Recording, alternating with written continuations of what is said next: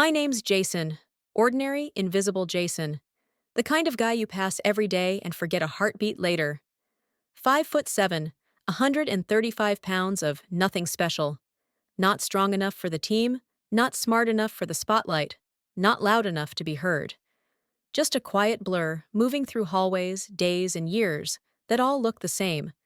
But everything changed the moment I was forced to become someone I wasn't, and discovered the person I'd been hiding all along. That's when Jason disappeared, and she took his place. Mom and I lived alone in a small cottage on the edge of the suburbs. The house had been paid off after Dad was shot and killed at our family boutique. Since then, Mom ran the store during the day, and I helped after school and on weekends. When we relocated the boutique after his death, she swore we'd make it work, and she did. She expanded the inventory, polished the displays, and turned the place into something people in our quiet town actually talked about. At first, no one said anything about me working there. But as I grew older, 16 now, and no longer the awkward kid hanging around the counter, whispers began. Some customers frowned when they saw a boy helping in a dress shop. A few muttered behind my back.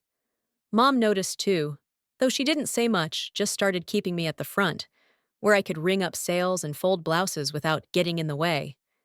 Then came her. A middle-aged woman with too much perfume and too little restraint. She marched up to the counter, looked me up and down, then detonated. Said I had no business being in a place like this. Called me a pervert, loud enough that the mannequins might have blushed if they could. I tried to explain I was part owner, that this was our family's business, but that only made it worse. Mom came out and told her to leave, and she did, but her words stuck. That night, while we cleaned up, I kept replaying it. Maybe I shouldn't work there anymore. Maybe I was the problem. But Mom, ever practical, reminded me we couldn't afford extra help. Then her eyes shifted, unfocused for a second, and when they met mine again, there was that sly little grin I'd learned to dread. "Jason," she said, almost too sweetly, "we could solve this easily. We'll just make you look like a girl. Then no one will complain again." I stared at her, certain she was joking. "No." She didn't argue right away, just nodded thoughtfully. But after dinner, she tried again. This time, she listed my supposed advantages, my small build, my soft voice, my face that could pass for either side of the fence, and the fact that I had zero close friends to notice if I disappeared into someone new for a while. By the end of her analysis, I felt like a project more than a person. She wasn't wrong, though. Nobody would miss me. School was ending in a few days, and business needed saving. Her plan started sounding less absurd and more inevitable. She promised it would just be a test, one day only, just to see. So I agreed, quietly, against every instinct. The next morning, right after breakfast, Mom led me to my room like a general to the front line. I dropped my robe and stood there in my briefs, trying not to think too hard about what was coming. She opened a jar of some pungent cream and began spreading it across my arms, chest, legs, everywhere. "Don't scratch," she warned as my skin started to tingle. "Once it itches, it's working." 10 minutes later, I was in the shower, watching every trace of hair swirl down the drain. My skin looked pale and alien smooth, almost fragile. I dried off, still half in disbelief, and stepped into my room where Mom had laid out the clothes. On the bed was a dress I recognized immediately, our best seller. Soft floral print, short sleeves, modest neckline. "If we're doing this," she said with that half smile again, "we're doing it right. Put these on." She handed me a pair of silky white panties and a matching bra. My heart thumped like it was trying to escape my chest. Somewhere between the absurdity and the humiliation, I realized I wasn't dreaming. Mom really intended to turn me into her daughter, for the sake of the family business. And somehow, I was going along with it. Mom's voice was light, almost teasing, as she held up the delicate garments, like they were something completely ordinary. "Here, try these." The panties were soft and impossibly smooth, whispering against my skin as I stepped into them. They hugged my hips too closely, erasing any illusion of who I'd been a few minutes ago. Then came the bra small, structured, with just enough lift to suggest something that wasn't there. Mom adjusted the straps with quick, confident hands, like she'd done this 1,000 times before. When she led me into her bedroom, I could already smell her perfume floral, powdery, unmistakably her. She guided me into the chair at her vanity, the same one I'd seen her use every morning of my life. "Sit still," she said, dipping a sponge into a small jar. The first touch of foundation felt cool and strange, the air heavy with the scent of makeup and powder. I watched in the mirror as her fingers worked across my face, swift, practiced, erasing the boy I knew. Layer by layer, color by color, she built someone else where I had been. A dusting of pale powder softened my cheeks. A hint of green shadow caught the light. Then came the eyeliner, sharp and certain, black arcs defining unfamiliar eyes. My own reflection stared back at me with growing disbelief. The face looking out from that mirror was delicate, cautious, and if I were honest, beautiful, in a quiet, tentative way. My damp hair fell limp over my forehead until Mom gathered it and began rolling it up, curl by curl, into bright pink rollers. The gel smelled faintly like apples. When she was done, I looked like a science experiment, but she smiled like a magician pleased with her spell. We returned to my room, and she moved with calm precision. Rolled socks filled the bra cups, giving shape to a body that wasn't mine. The pantyhose slid up my legs, thin as mist, making my skin feel new and foreign. Then the slip, light and cool. And finally, the dress, the same one I'd seen hanging at the front of our boutique for weeks. The fabric brushed my knees, light as breath. The moment I looked in the mirror, something inside me twisted. It wasn't Jason staring back. It was someone else soft-featured, shy, uncertain. Not glamorous, but undeniably believable. The way the dress hugged my waist, the way it flared slightly at my hips, even the bare curve of my arms, it all seemed to belong to this new reflection. Mom's eyes softened. She reached for the curlers, removing them one by one until my hair fell around my face in loose golden waves. With each brush stroke, the person in the mirror became more real. She handed me a lipstick. My hands trembled as I drew a careful line, turning my lips a gentle shade of plum. Then came her jewelry gold clip-ons, a watch, a simple ring that glimmered faintly under the lamp. A faint mist of her perfume filled the air. I caught the scent and just for a second forgot to breathe. Mom stood behind me, smiling through the mirror. "You look wonderful," she said softly. "All that's missing now is a name. Jason sounds too young. Too plain. What do you think?" I barely heard her. My gaze stayed locked on the stranger in front of me, and before I could stop myself, the word slipped out. "Madison." Her grin widened. "Madison! Perfect! Let's go, Madison."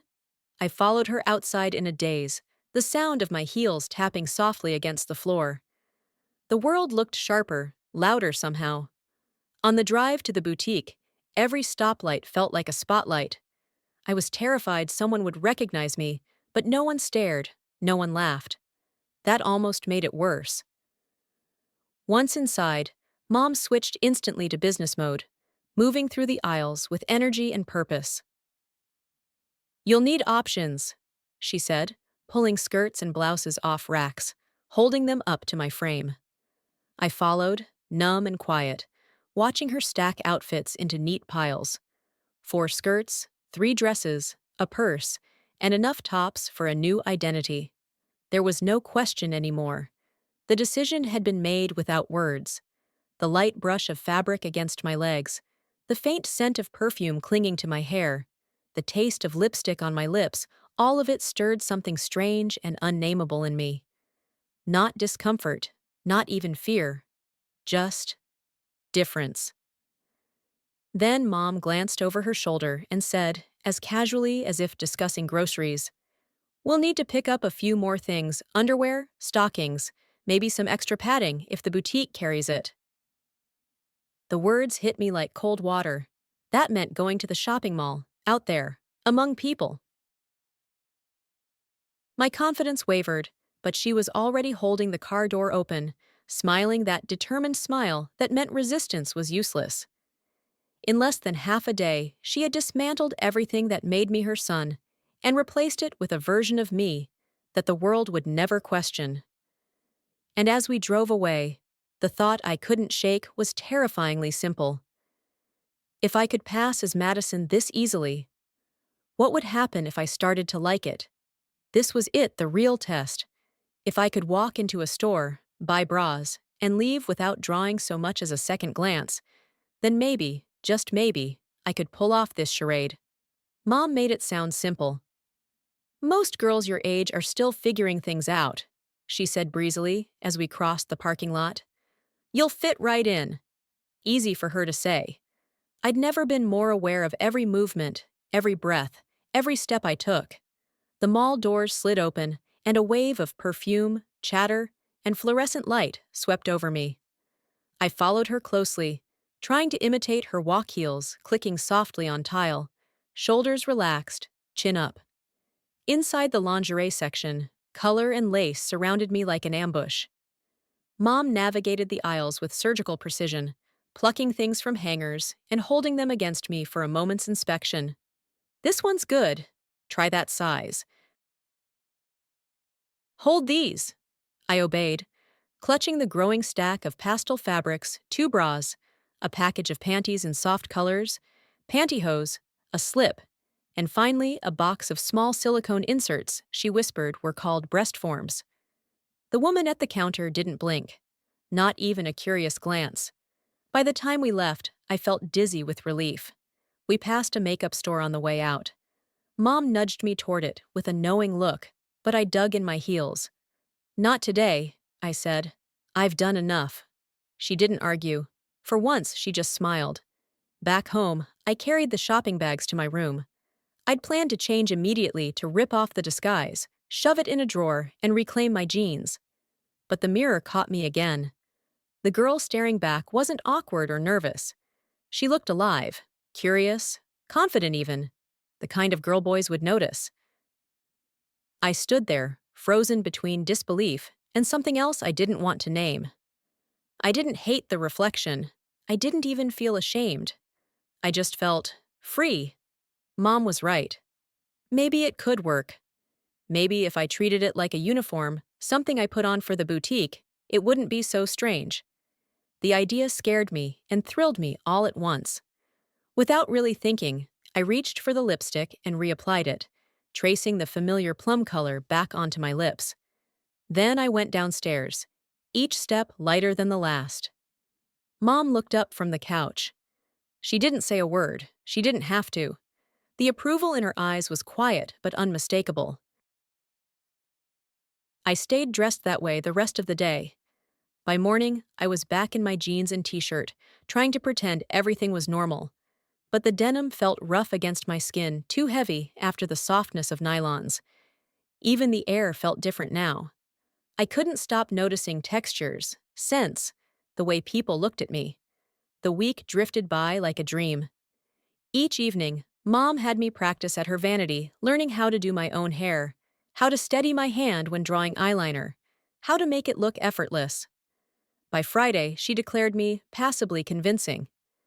That night, she smiled as she handed me the same jar of cream.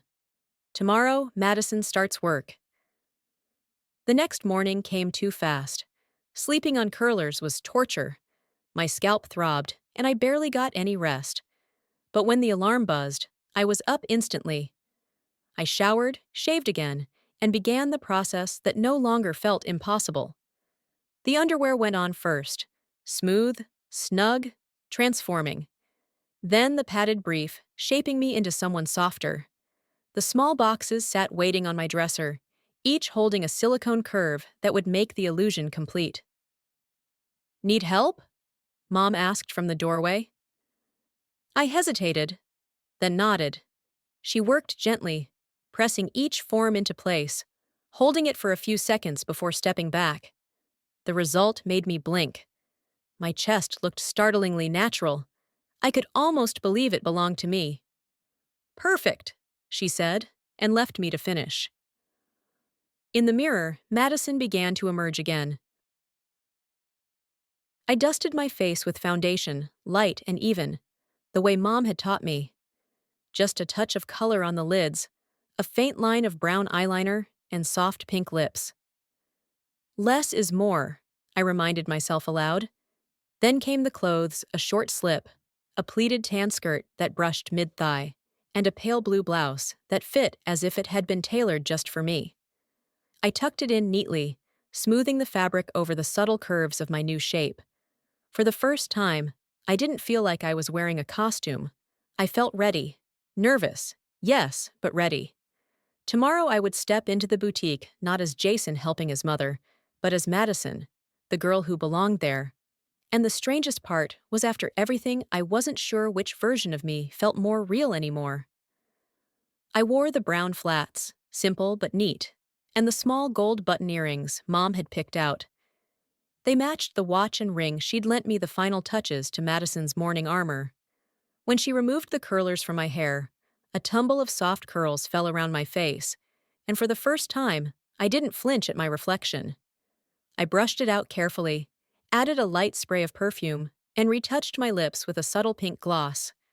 The night before, I'd done something that felt strangely symbolic. I'd transferred everything from my old wallet into the new one. My ID, a few dollars, a library card. Same contents, different shell. Then I slipped it into the small purse Mom had given me, along with the lipstick and a brush.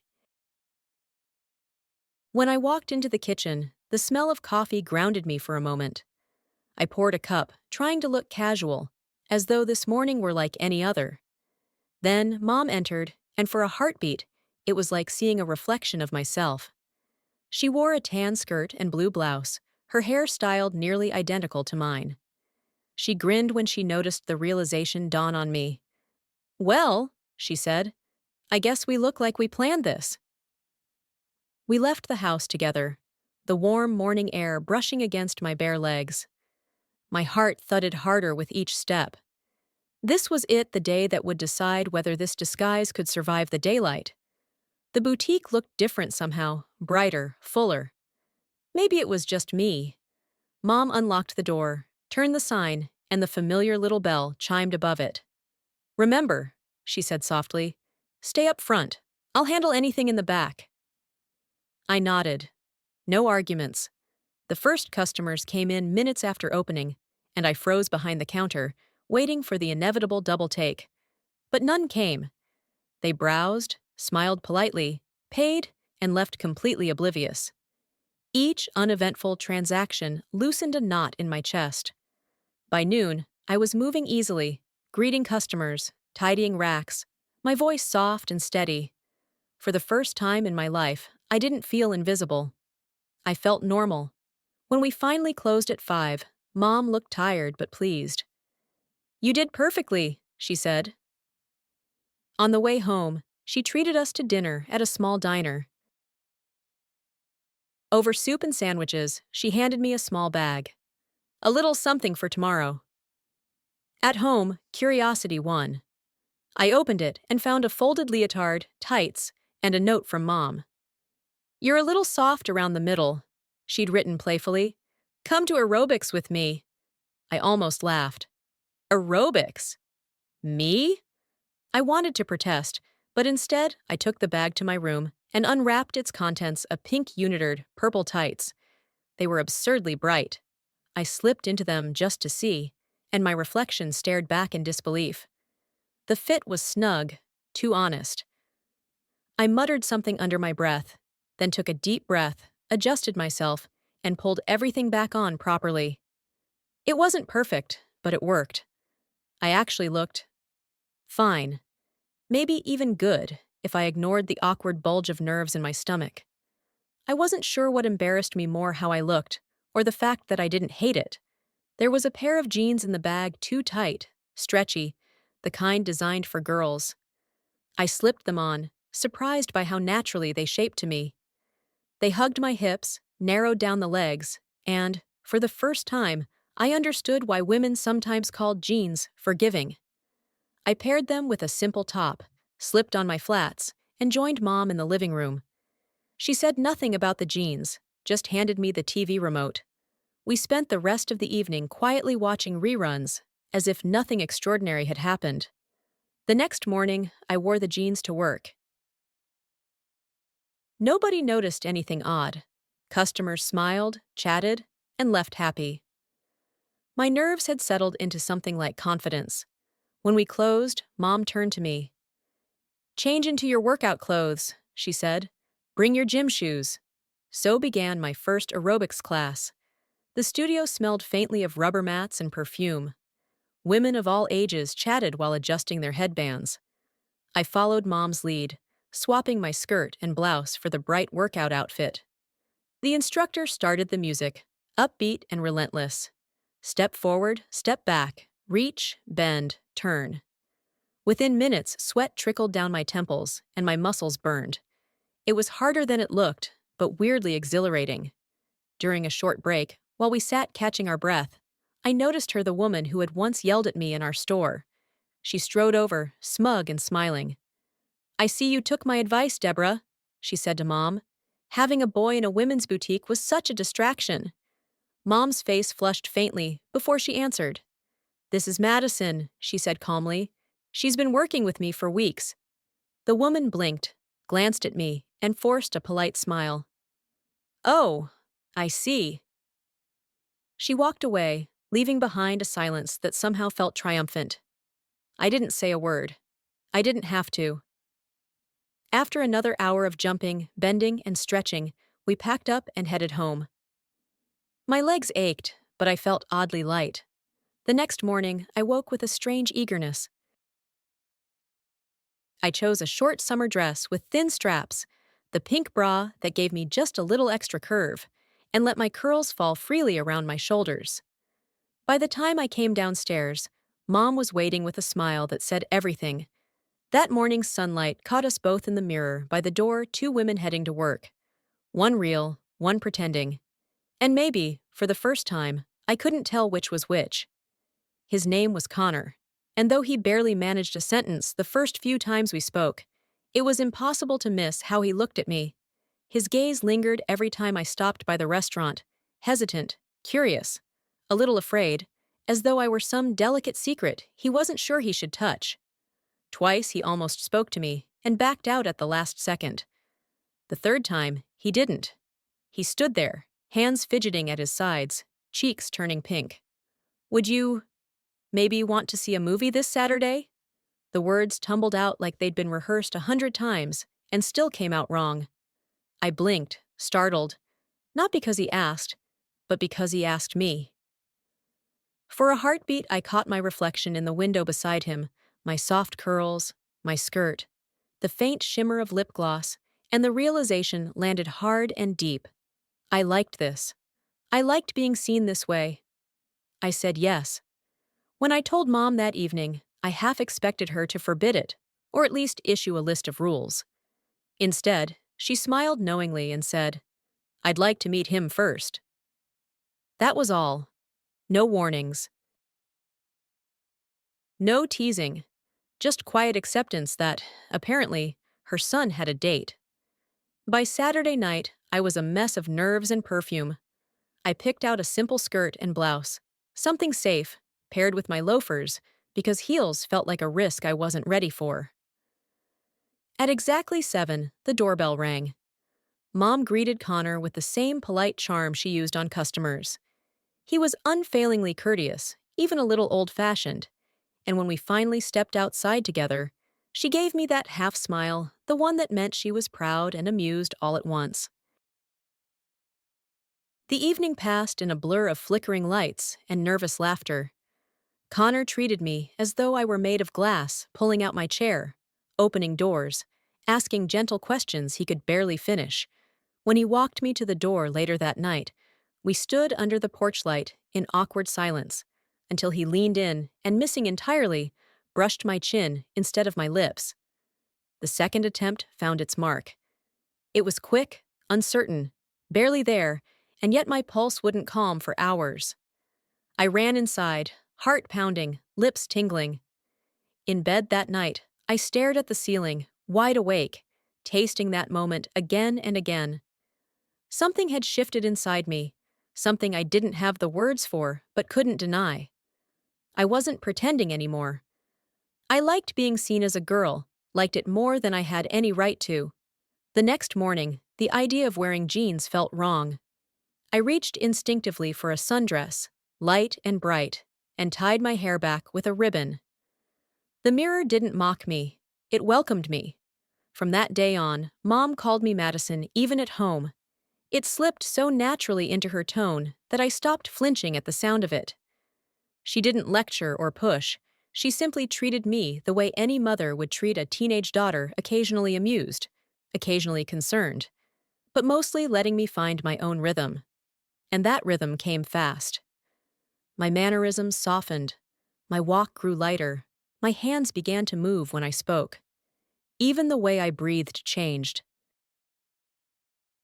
The silicone curves felt less like costume pieces and more like part of me. I found myself adjusting them absent-mindedly, as if they were real. They weren't. But in the mirror, I looked complete. Aerobics trimmed my waist to a neat 24 inches. My hair grew longer, softer, curling naturally around my shoulders. With each passing week, Madison felt less like a disguise and more like a skin that finally fit. Connor kept showing up. The first date was nervous, the second easy, and by the third, he no longer stammered. He drove us to a quiet park by the pond, the night air cool and damp. He reached for my hand, and I let him. His fingers trembled, but he didn't let go. When he finally leaned in and kissed me again, it wasn't hesitant, it was real. We didn't cross any lines, just warmth, closeness, the kind of dizzy electricity that fills the air before words have a chance to ruin it. But when I got home that night, I knew something with absolute certainty. I couldn't go back. Not to Jason, not to the boy who never fit anywhere. I was Madison now, a girl with friends, with confidence, with someone who looked at her like she mattered. The next morning, over coffee, I told Mom my decision. My hands were steady, even though my heart was racing. "I'm going back to school as a girl," I said. She didn't gasp or scold or blink. She just smiled faintly, as if she'd been waiting for me to catch up. "I know," she said. "I already knew." Mom left the table without a word, her footsteps light across the tile. When she came back, she was holding a folder papers neatly clipped together, her expression unreadable. She set them down in front of me and slid them across the table. "Go on," she said softly. I flipped through the stack, and it took me a second to understand what I was looking at. Legal documents. My name, the new one, typed neatly across the top. Madison Lynn. The sound of it settled in my chest like something that had always belonged there. I looked up at her, and she was already nodding, a faint smile curving her lips. I didn't hesitate. I signed. "Well," she said, taking the papers back and tapping them into a neat pile. "Now that's official. Next, let's do something about that beard of yours." I laughed in surprise. "What beard?" "You know what I mean," she said, chuckling. "I'll call Tracy. She knows someone who can help with that. As for the rest," she gestured vaguely toward my chest, "you'll have to make do with the forms for now." "Sure, Mom." It felt strange, hearing her so calm about all of it. Like this transformation, this whole new existence, had been just another task on her list. I was still washing dishes when there was a knock on the door. Connor stood there, awkward and smiling, holding his car keys like they might protect him from embarrassment. Mom gave her quiet nod of approval, and we were off. We walked to the ice cream shop 2 blocks over, talking about nothing and everything.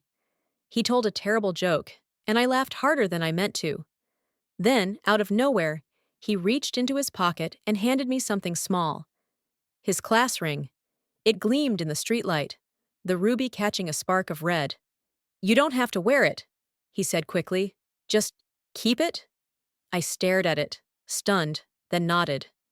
When I got home, I showed Mom. She said nothing, only watched as I slid the ring onto a thin gold chain and fastened it around my neck. It felt heavy and thrilling and impossibly intimate. I had a boyfriend. Me, Madison Lynn, had a boyfriend. I spent the rest of the afternoon floating around the house, humming to myself, half in disbelief. Mom let me have my moment, waiting until dinner before she spoke.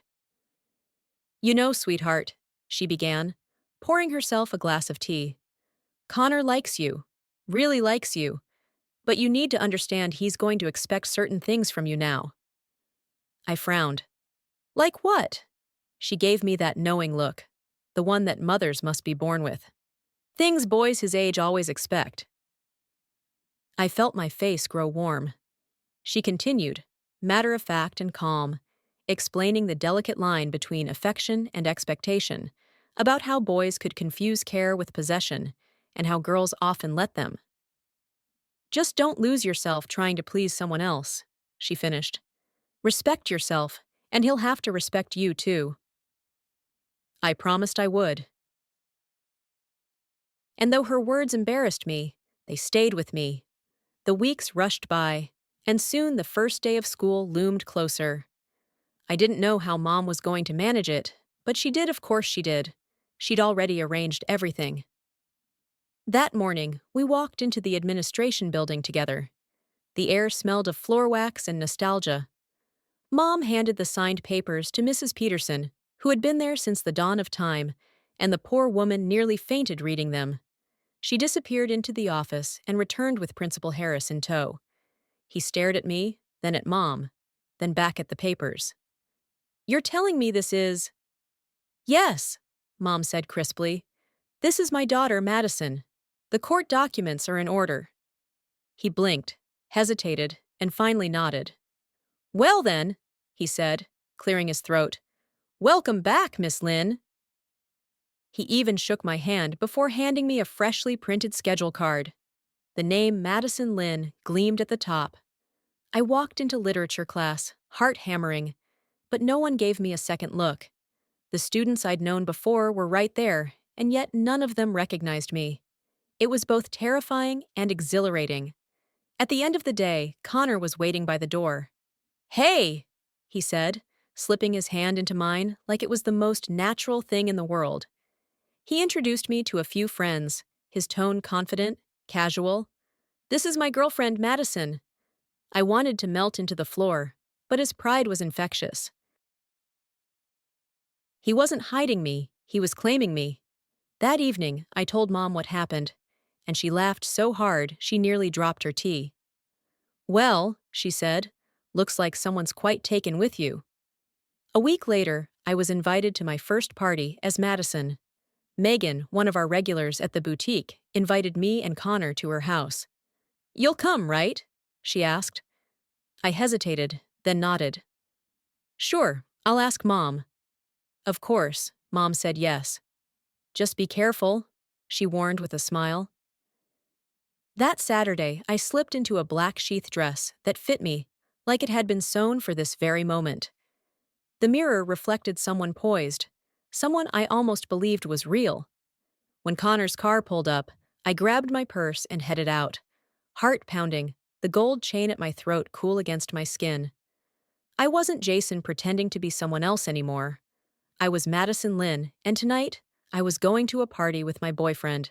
At the party, the air felt warm and heavy with perfume and music. There were only 8 couples, all of us already paired off, and the small living room flickered with colored lights that shifted from blue to amber to rose. I had never been invited to a party before, not as Jason anyway. But as Madison, I belonged. People smiled when I walked in. They made space for me. Connor took my hand, and we melted into the rhythm like we had done it 100 times before. We danced, nibbled at snacks, laughed about songs we didn't like. I remember thinking how surreal it was, how a skirt and a few curls could open doors that had been invisible all my life. Connor's arm around me felt both reassuring and dangerous. When he drew me closer, guiding me away from the crowd toward the shadowed corner by the patio doors, my heart raced for reasons I didn't want to name. He kissed me, harder than before. It wasn't tentative like our earlier moments, it was hungry. My head spun. I had never been wanted like this. And in that dizzy rush of heat and heartbeat, I let the world narrow down to the pulse in my veins, to the simple electricity of being touched and desired. But the second it went too far, I pulled away, half laughing, half gasping, retreating to the light and the noise, pretending it was all just fun. On the drive home, the quiet between us felt heavier than words. When he reached for me again, I didn't resist. It was a long moment, awkward, confusing, but charged with something real. I didn't entirely understand what was happening, only that, for the first time in my life, I felt. I wanted to be held, to be seen, to be touched as who I had become. That night, lying in bed, the memories replayed in my head like flashes of heat. I realized what I wanted more than anything: to make the outside match the inside, to stop pretending with silicone and foam, and actually be what I saw in the mirror. The next morning, I told Mom. She wasn't surprised, not even a little. She just nodded and said, "I'll call the doctor." 2 days later, we sat across from the same physician who had delivered me 16 years ago. His expression flickered between recognition and disbelief as I sat there in my skirt and blouse. When I undressed for the exam, his face softened not out of judgment, but understanding. He saw the truth in the contrast: the girl from the shoulders up, the boy from the waist down. After a quiet discussion, he nodded, wrote a prescription, and administered the first shot. When I left the office, I felt lighter, like something irreversible had begun. The next morning at school, I was in the girls' bathroom when Megan walked in. Her tone was casual, but the words made my stomach drop. "Rumor has it you and Connor, you know." "What?" I blurted out. She shrugged. "He's not saying much, but he's walking around like a conquering hero." My face burned. I stormed out, found him by the lockers, surrounded by his friends. One look at that smug grin, and something inside me snapped.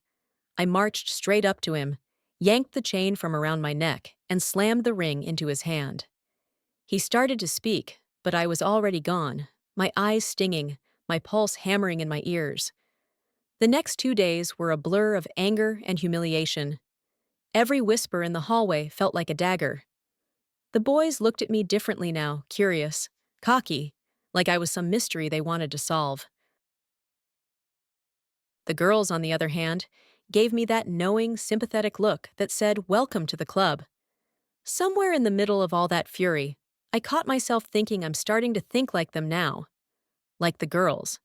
Protecting my heart, defending my pride, nursing the sting of betrayal. I realized how much work I had done just to live as Madison. The endless shaving, the perfect makeup, the careful movements. None of them knew the effort it took. None of them knew how fragile it all was. Connor had made me feel seen, then made me feel small. He'd given me my first taste of being wanted, and then turned that into gossip. I hated him for it, but part of me also understood that the story he told, the lie he spread, was proof that people saw me the way I wanted to be seen. If they thought one of their own had gotten lucky, that meant they believed I was one of their girls.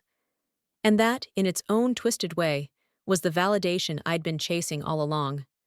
Still, I promised myself one thing. I might be Madison, but I wouldn't be naive. The next time someone saw me, it wouldn't be as a conquest, it would be as me, fully and completely. Megan found me between classes, her ponytail bouncing as she caught up.